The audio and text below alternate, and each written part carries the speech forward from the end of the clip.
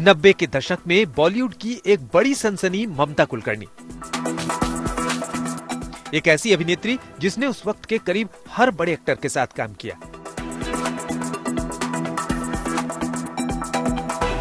शाहरुख, सलमान, अजय देवगन, अनिल कपूर, गोविंदा, सैफ अली खान, हर किसी के साथ ममता कुलकर्णी ने स्क्रीन शेयर की और अपना जलवा बिखेरा।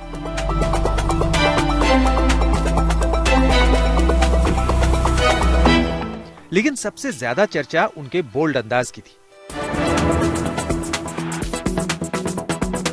फिर चाहे उनके आइटम सॉन्ग हो या फिर फिल्मों में दिए गए बोल्ड सीन।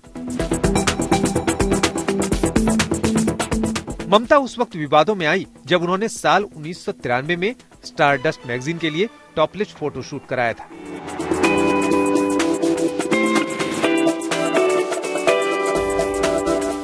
लेकिन अचानक से फिल्मी पर्दे से ममता कुलकर्णी गायब हो गई।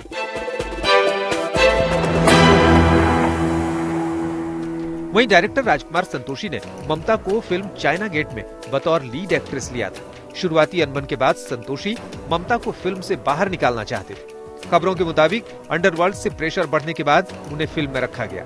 हालांकि फिल्म फ्लॉप साबित हुई और बाद में ममता ने संतोषी पर सेक्सुअल हैरेसमेंट का आरोप भी लगाया।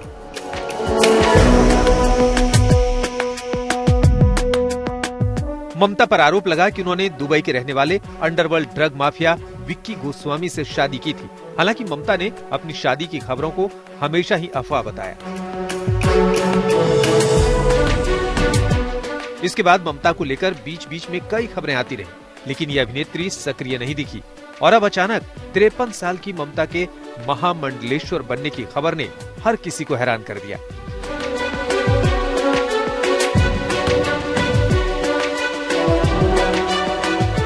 लेकिन खबरों की माने तो ममता पिछले काफी वक्त से संन्यास लेने का मन बना चुकी थी, जिसे लेकर वो लगातार कई जगहों पर संपर्क में थी।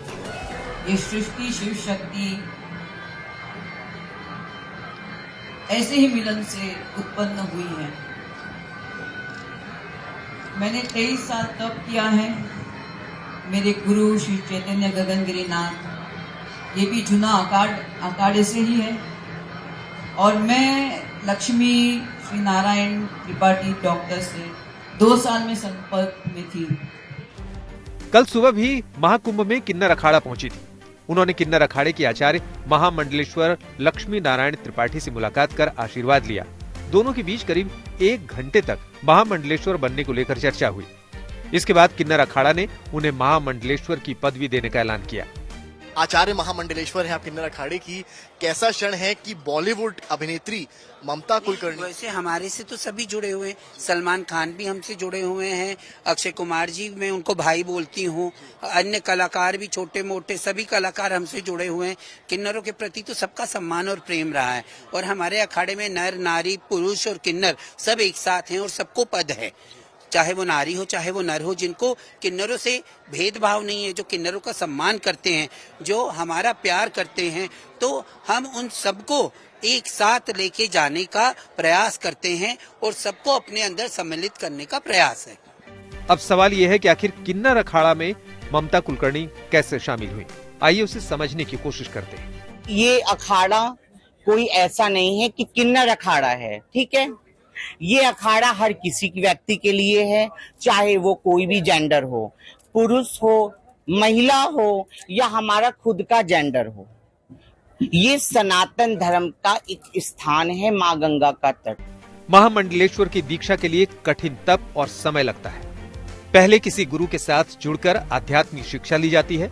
उस दौरान आपका आचरण, परिवार, मोह त्यागना, साधना सब गुरु की देखरेख में होता है, जिसके लिए बाकायदा विधि विधान के साथ उपाधि दी जाती है, जिसमें नाम भी बदला जाता है। महामंडलेश्वर अगर कोई बनता है तो सबसे पहले तो उसका पिंडदान होता है। पिंडदान होने के बाद फिर हमारे जो प्रमुख आचार्य महामंडलेश्वर हैं, वो उनका यहाँ पे हमारा किन्नर अखाड़े के मंच पे उनका पट्टाभिषेक होता है।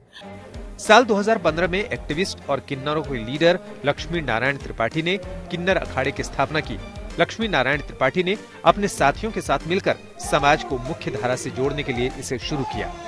ममता कुलकर्णी आगे क्या करेंगी, कहां जाएंगी, कैसा जीवन निर्वाह करेंगी, उनकी क्या भूमिका रहेगी, इसे लेकर भी अखाड़ों के अपने नियम होते हैं।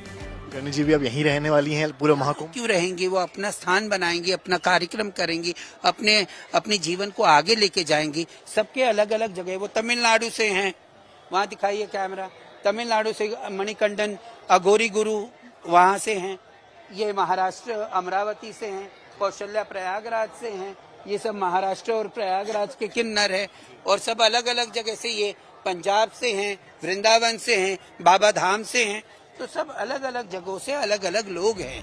किन्नर अखाड़ा बनाए जाने के पीछे वो तर्क देती हैं कि किन्नरों को समाज में सम्मान दिलाने के लिए उन्होंने इस अखाड़े की शुरुआत की है। अब ममता के किन्नर अखाड़े से जुड़ने पर हर कोई खुशी जता रहा है। ये बहुत खुशी का पल है, क्योंकि किन्नर अखाड़ा का विस्तार हो रहा है और सनातन धर्म इतना विशाल है, और सनातन धर्म के प्रति जो नजरिया है सारे को बदल रहा है, और सनातन धर्म के प्रति सबका झुकाव आ रही है। तो मैं बहुत बहुत खुश हूँ। बहरहाल ममता कुलकर्णी अब सांसारिक मोह को छोड़ चुकी हैं और जिंदगी के नए सफर पर निकल गई हैं। संजय शर्मा के साथ समर्थ श्रीवास्तव, प्रयागराज, आज तक।